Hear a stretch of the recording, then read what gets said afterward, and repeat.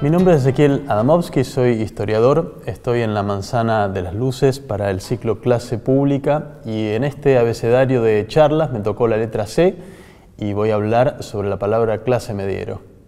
Me invitaron a dar esta clase en la Manzana de las Luces en torno de la expresión clase mediero, que es una expresión que usamos habitualmente para aludir a algún atributo típico de lo que imaginamos que significa ser de clase media, ¿no? Muchas veces se usa con cierto sentido peyorativo, clase mediero, refiriendo a un rasgo aspiracional de las clases medias, la necesidad o el impulso a imitar las conductas o las costumbres de las clases altas. A veces se utiliza en un sentido de señalar la cortedad de miras que tienen los sectores medios o representar algún papel falso, artificial en la vida social.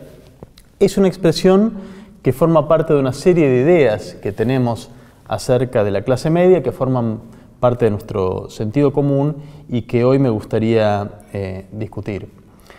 Tendemos a pensar en la Argentina que en nuestro país surgió una clase media poderosa a fines del siglo XIX, junto con la gran inmigración europea que llegó entonces. Tendemos a pensar que esa clase media encontró una expresión política en el radicalismo, que fue esa clase media la que llevó a Hipólito Yrigoyen al poder en 1916 y que fue entonces la fuerza fundamental de democratización que desplazó a los conservadores del gobierno. Hay hasta allí un cierto consenso en este sentido común que compartimos los argentinos y argentinas. Y a partir de ese momento empiezan a haber dos relatos a veces contrapuestos. Hay un relato que uno podría llamar progresista o también utilizado por los que se identifican como peronistas, que aceptan entonces que esa clase media tuvo ese papel democratizador en tiempos de Yrigoyen, pero señalan sin embargo que luego, con el surgimiento del peronismo, la clase media comenzó a tener actitudes antidemocráticas, que entonces rechazó el peronismo por ser una fuerza representante de la clase trabajadora y que desde entonces mantuvo una actitud más bien antipopular, que apoyó a la Revolución Libertadora que desplazó a Perón del poder y luego a otros golpes de Estado, que fue una de las fuerzas de apoyo también de la última dictadura militar, que fue sostén de las políticas neoliberales de Menem o de Mauricio Macri más recientemente. En esta visión, la clase media sería entonces una fuerza o bien decididamente antidemocrática o por lo menos oscilante, por momentos democrática, por momentos autoritaria. La expresión o la palabra clase mediero muchas veces aparece en relación con esa visión, digamos, negativa acerca de la clase media. El otro relato que también forma parte del sentido común en Argentina, que uno podría llamar un relato anti-peronista, imagina el papel político de la clase media como todo lo contrario. La imagina como una fuerza que ha sido siempre decididamente democrática, una fuerza entonces que no solo desplazó a los conservadores del poder con Yrigoyen, sino que también sostuvo las libertades en tiempos de Perón, una clase social que salvó al país de los movimientos guerrilleros o izquierdistas de los años 70, fue protagonista de la restauración democrática en tiempos de Alfonsín y es en general el grupo que aporta la racionalidad política en nuestro país. Desde esta visión, la clase media sería el baluarte de la República, la fuerza moral defensora de las instituciones. Estas dos visiones, estos dos relatos, son, diría yo, limitados o son sesgados y quería referir un poco a este punto. Aquello que comparten estas dos visiones, la idea de que la clase media surgió a fines del siglo XIX, se apoya justamente en una idea que es falsa o que los historiadores no encontramos asidero en los documentos. No hay ninguna evidencia de que a fines del siglo XIX existiera una clase media como tal. Por supuesto, en esa época existían múltiples sentidos de distinción y de jerarquía entre las personas. Las personas se sentían unas más que otras, bueno, tanto por la educación que tenían o creían tener, por el tipo de empleo, por el capital o los ingresos que tuvieran, por su capacidad de consumo.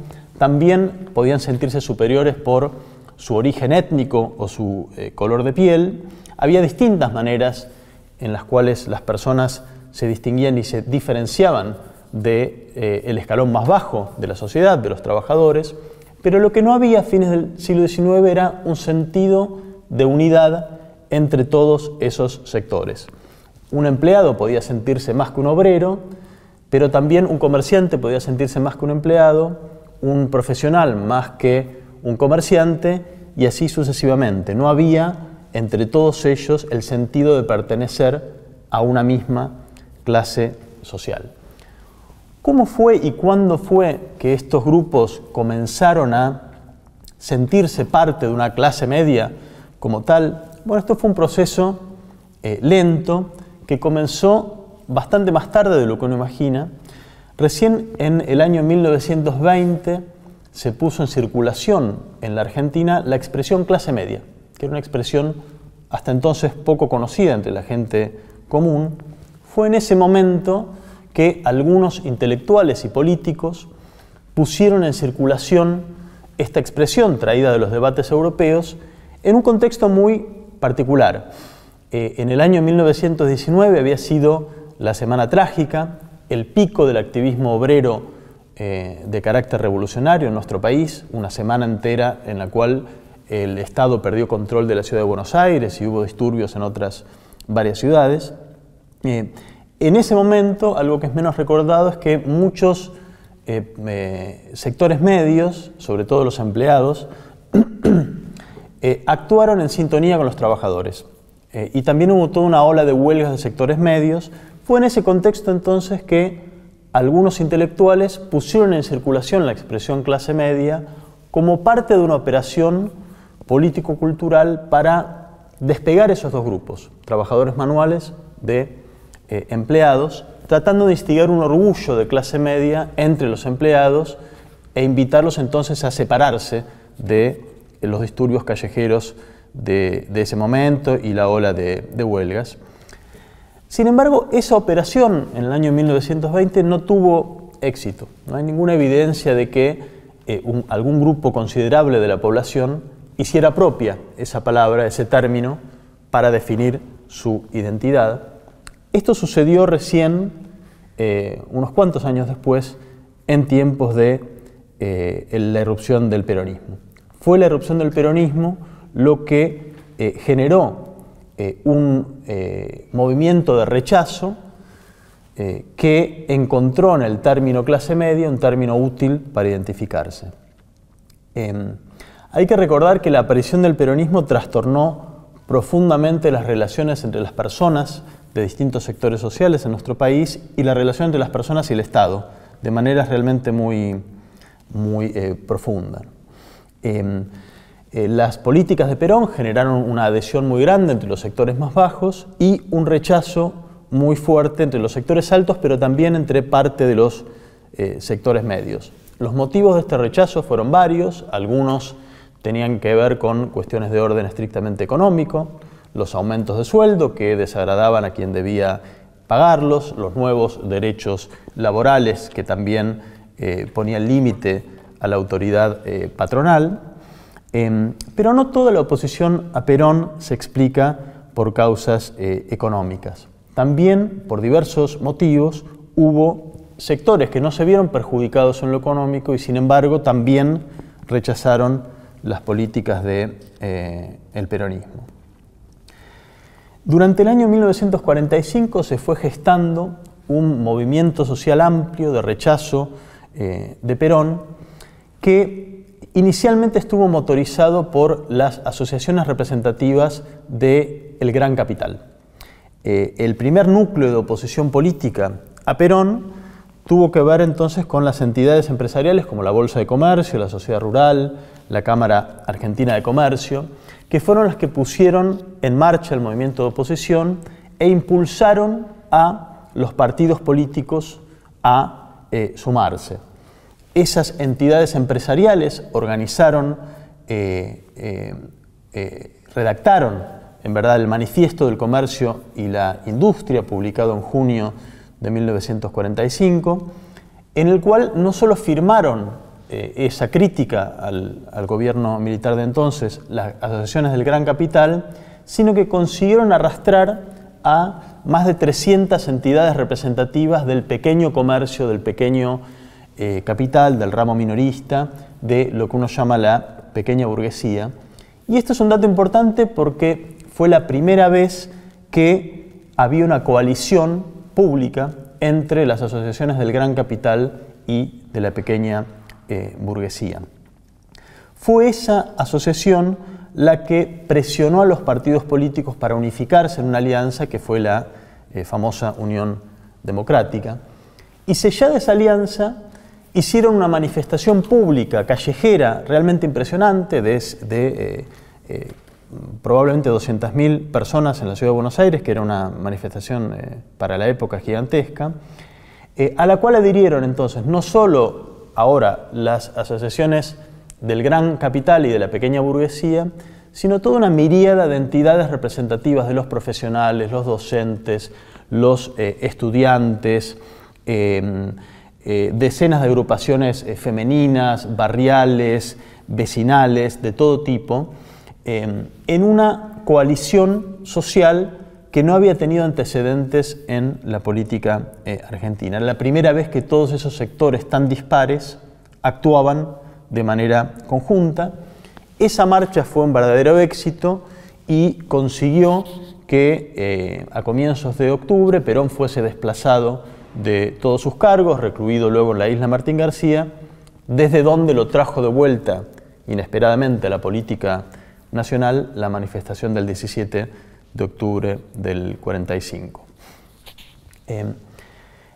La oposición a Perón aceptó entonces jugar el juego democrático que proponía el gobierno de facto de entonces. La Unión Democrática, que enfrentó a Perón en las elecciones del 46, recibió la adhesión de todo ese conjunto de entidades representativas de los sectores medios, y realmente estaban bajo el convencimiento de que representaban a la totalidad del pueblo argentino y que a Perón en verdad solo lo apoyaba un grupo de maleantes, una pequeña chusma, un grupo de desclasados que se movilizaban a su servicio. La derrota electoral que sufrieron en el año 46 fue para ellos una sorpresa y desarticuló profundamente esa alianza antiperonista. Sin embargo, durante el primer y segundo gobierno de Perón, los sentimientos contrarios al peronismo no hicieron más que reforzarse no solo por las políticas que implementó Perón, que desagradaban a muchos por diversos motivos, sino también por el hecho de que el lugar que el movimiento peronista concedió a los grupos más pobres de la población, el lugar que el componente plebeyo adquirió en la política nacional, alteró profundamente las jerarquías sociales. El movimiento peronista aportó a la alta política argentina un conjunto de rasgos plebeyos que fueron muy revulsivos para muchas personas. Para empezar estuvo el ritual de la ocupación del centro de la ciudad de Buenos Aires por parte de trabajadores que lucían como trabajadores, con cuerpos, caras, ropas de trabajadores, que habían ocupado el centro de la ciudad el 17 de octubre del 45 y continuaron con ese ritual constante de ocupación del espacio urbano, convirtiendo esa ocupación misma en un gesto político y en una disputa entonces por el control de ese espacio urbano, hasta entonces reducto de otros grupos sociales. Esa misma actitud desafiante que la plebe peronista puso en marcha entonces, puso en cuestión una tras otra los sentidos tradicionales de jerarquía que se habían venido consolidando hasta entonces. Doy algunos ejemplos. La cuestión de la vestimenta. Al reivindicarse como un grupo de descamisados, la plebe peronista estaba poniendo en discusión cuáles eran las maneras decentes o correctas de vestirse. Al reivindicarse como grasitas o como grasas, como les decía la propia Evita a sus seguidores, también estaban poniendo en discusión las pautas de aseo personal. El peronismo también puso en discusión el valor de la educación, ya que los antiperonistas acusaban a las bases del peronismo o al propio movimiento de ser un movimiento de incultos, manipulados desde arriba por un líder. También una respuesta a eso fue el famoso eslogan alpargatas sí, libros no.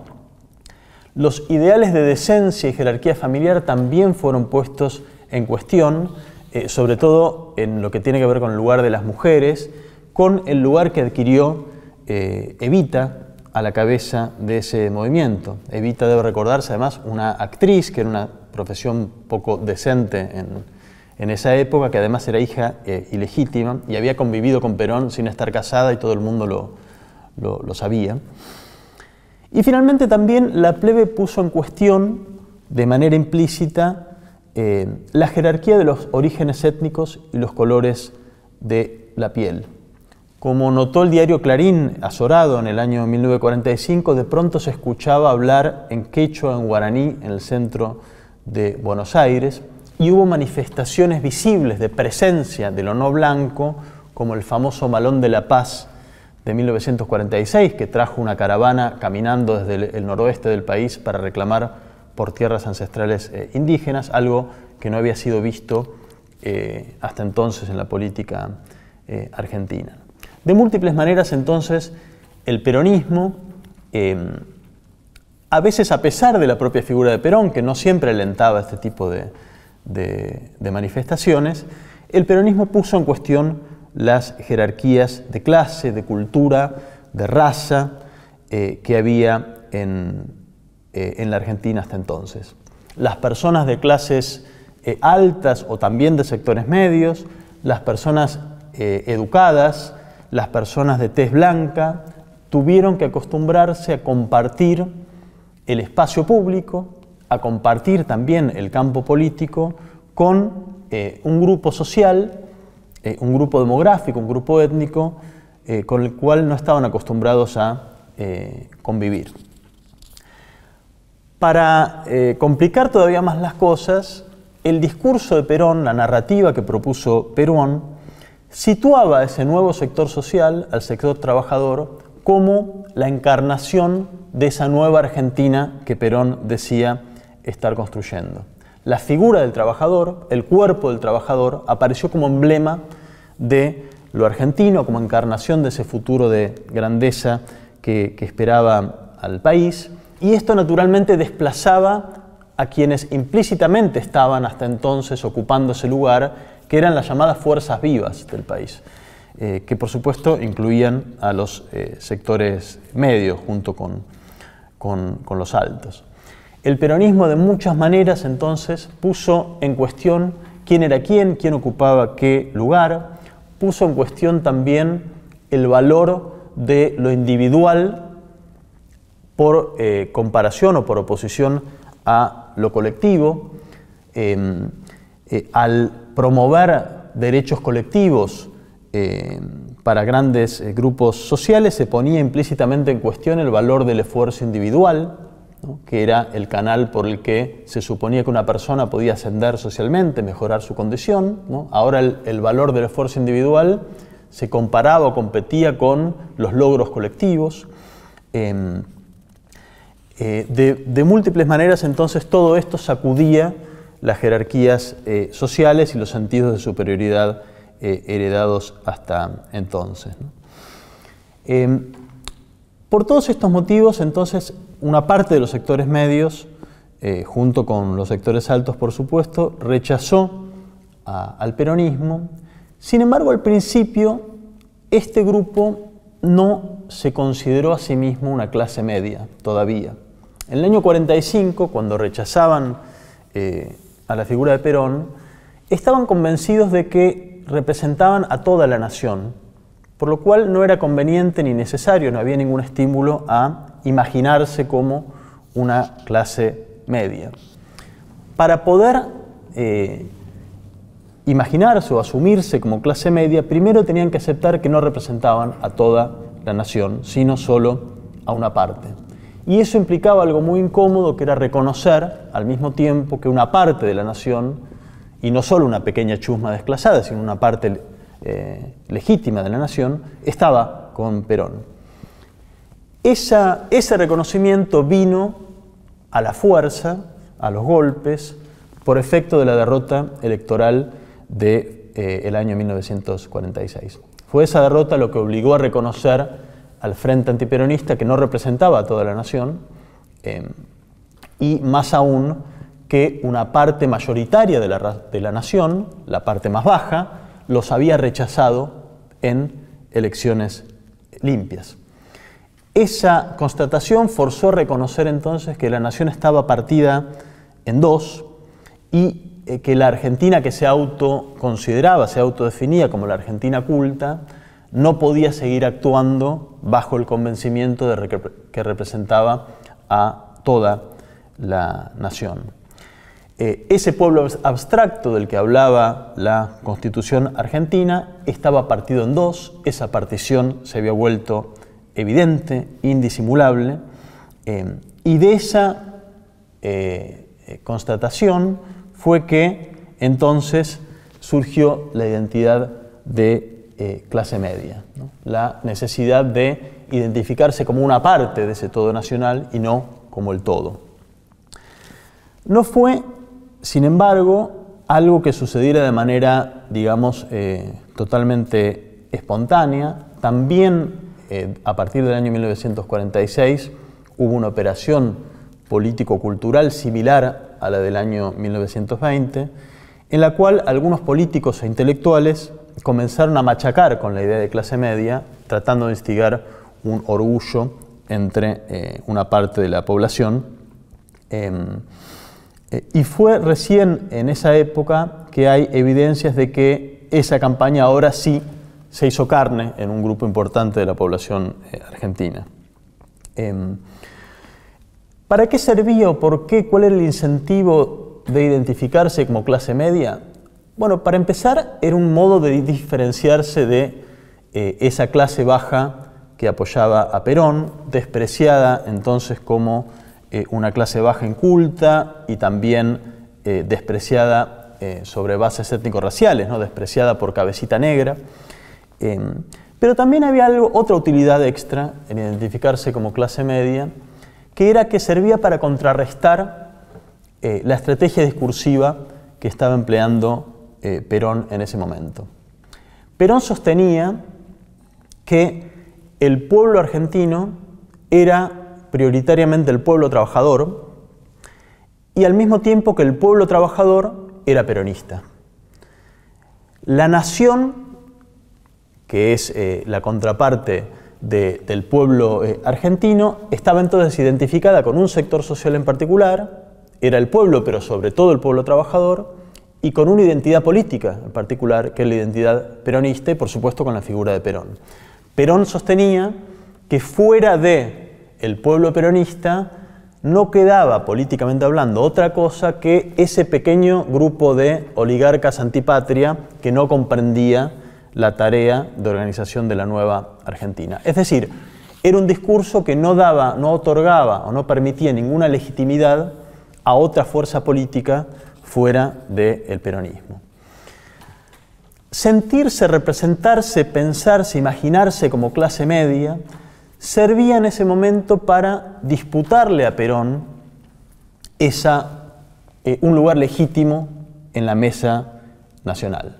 Nombrarse o definirse a sí mismo como clase media permitía, por un lado, sustraerse de esa acusación que lanzaba Perón de que solamente estaban en su contra un pequeño grupo de antipatria, permitía sustraerse de esa oligarquía desacreditada a la que fustigaba Perón y al mismo tiempo posicionarse como un grupo legítimo de la población, un grupo por derecho propio que tenía aspiraciones a representar lo nacional y que tenía entonces derecho a sustraerse de la identidad trabajadora o peronista que proponía el discurso oficial. Servía también esta identidad para disputar políticamente con el movimiento peronista, que hay que recordar que en estos años, los primeros años del peronismo, arrastraba un voto que no era solo de trabajadores, sino de una buena porción de los sectores medios. Si el antiperonismo iba a disputar electoralmente con Perón, necesitaba votos, ampliar su base de votos, y también la expresión clase media servía para disputar un poco en ese terreno. Esta operación político-cultural que se hizo carne en un sector social amplio en estos años, estuvo motorizada entonces por el grupo político-intelectual antiperonista, a través, por ejemplo, del periódico Antinazi, que fue, así se llamaba, el periódico que nucleaba a las distintas voces antiperonistas, que machacaron mucho en esta época, instigando un orgullo de clase media. Algunos políticos conservadores también se sumaron a esto, algunos diarios, en particular el diario La Nación, y sobre todo los dirigentes del catolicismo social en el segundo gobierno de Perón, cuando estaban enfrentados, estuvieron entre los que más insistieron con instigar este orgullo de clase media, que entonces rindió en esta época sus frutos. En esta época ya tenemos constatación de que una porción importante de la población se autodenomina, se autodefine como clase media. Y es interesante entonces que en nuestro país la identidad social de clase media nació en un contexto específico, conectada con una identidad política que fue inicialmente la del antiperonismo. Algo que no necesariamente sucede o ha sucedido en otros países, que coincide una identidad social con una identidad política. Y lo interesante del caso es que a medida que esta operación político-cultural se fue transformando en una identidad social amplia y adquirió ese contenido político específico, los propios partidarios de Perón, que inicialmente no tenían ninguna animadversión ni sentido negativo hacia la clase media, comenzaron a fustigar a ese sector social, y ahí hallaron curiosamente un punto de coincidencia, peronistas y antiperonistas. Los dos sostenían, por un lado, que existía una clase media, y coincidían también en que esa clase media era antiperonista. Desde la década de 1950, algunos políticos e intelectuales peronistas y luego también de la izquierda construyeron todo un discurso de escarnio de la clase media, de desprecio de la clase media. Estoy hablando de las décadas sobre todo de 1960, 1970, autores como Arturo Jauretche, Jorge Abelardo Ramos o el joven Juan José Sebrelli, que escribieron recordados ensayos enormemente influyentes en esa época de análisis de la realidad argentina, con una mirada muy negativa sobre la clase media, a la cual acusaban de ser aspiracional, impostar actitudes de clase alta, despreciar al bajo pueblo, ser antiperonista, ser racista, ser porteña, desconocer las necesidades verdaderas del país. Y en buena medida el término peyorativo, clase mediero, conecta con esa tradición de ensayismo de los años 60 o 70. Y no hay dudas, y uno puede coincidir en que algo de esas acusaciones tienen asidero. Es cierto que la identidad de clase media nació, por lo menos en sus inicios, asociada a una identidad antiperonista y a determinados valores o sentimientos que uno podría llamar antiplebeyos o incluso antipopulares. Pero dicho todo esto, también es una visión limitada o falsa, o que en todo caso no está a la altura de los cambios que experimentó la sociedad argentina desde entonces. Y es falsa o es inadecuada fundamentalmente porque le cree a ese relato identitario de la clase media. Es decir, confunde o cree que las personas concretas de sectores medios son aquello que la identidad de clase media postula o aquello que la identidad de clase media supone. Es decir, da por válidos, considera verdaderos que la posición social involucra inevitablemente un posicionamiento político, un posicionamiento ético, un modo de ver la realidad más o menos homogéneo y permanente a lo largo del tiempo.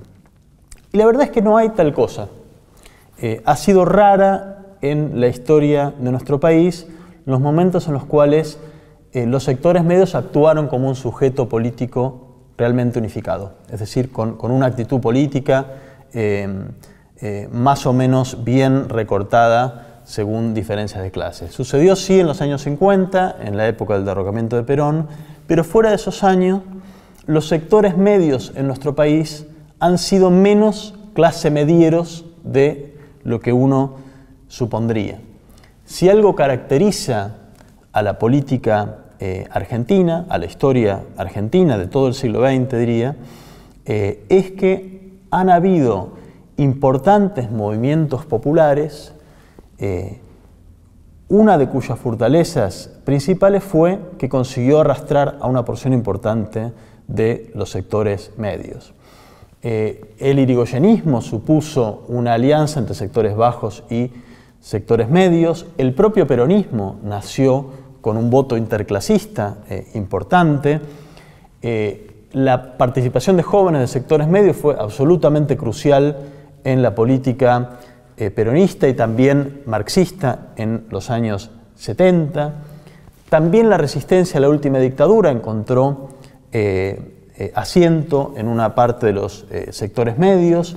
Lo mismo vale para la resistencia a las políticas de Menem en la década de 1990. La rebelión de 2001 es impensable sin la participación de los sectores medios en alianza con los sectores bajos. Y uno podría decir que incluso hasta la actualidad el kirchnerismo se sostuvo con el apoyo de una porción importante de los sectores medios que, esto lo dicen los datos de sociología electoral, han votado consistentemente al kirchnerismo. No la mayoría, pero sí una parte considerable.